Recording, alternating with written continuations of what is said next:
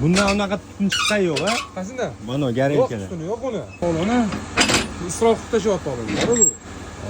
Kelagidan ochiq yonyapti-da bu yerda. Bu tutun ham mashinadan chiqyapti-da. Bu o'sha keragini tiqyapti. Cho'tib ketyapti-da. Bu tepadagi chiqayotgan tutun. Mana buniki aka tutun. Yoqib berishi ham tekis, tiniq yoqib beryapti. Mana yoqib beryapti.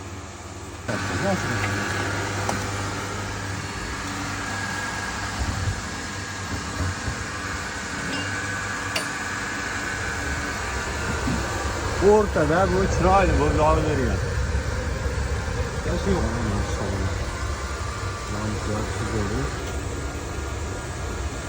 Bargol emas tutamasam bo'lyapti.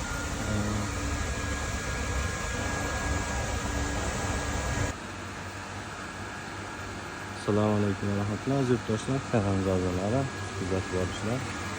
Xo'p, 50 sotkali teplitsamizga kelganmiz. 50 sotkali garelkamizni yasab bergan edik, joyiga o'rnashtirib qo'yishdi akalarimiz. Shuni video qilgani kelganman. Hozir kechqurun ishlab turibdi. Yonishlarni bitta ko'rsatib beraman.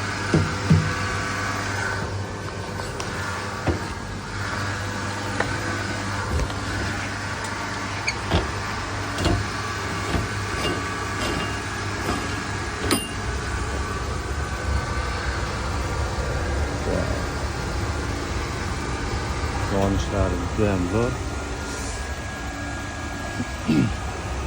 Hozir kechqurunligini hisobiga yaxshi ko'rinmayapti, lekin toza, umuman tutun chiqarmasdan yoqib beryapti. Egalari ham xursand. Nimasiga ko'm xursand. Tutun chiqmayotganiga, ortiqcha rasxod bo'lmayotganiga. Xullas, egalari bitta hisob-kitob qilib ko'rishdi. 16 soatga 650 kilo rasxod qilibdi. Bu yoqda hali qo'yilmagani bor. Buni ham xudo xolasa qo'yib beramiz.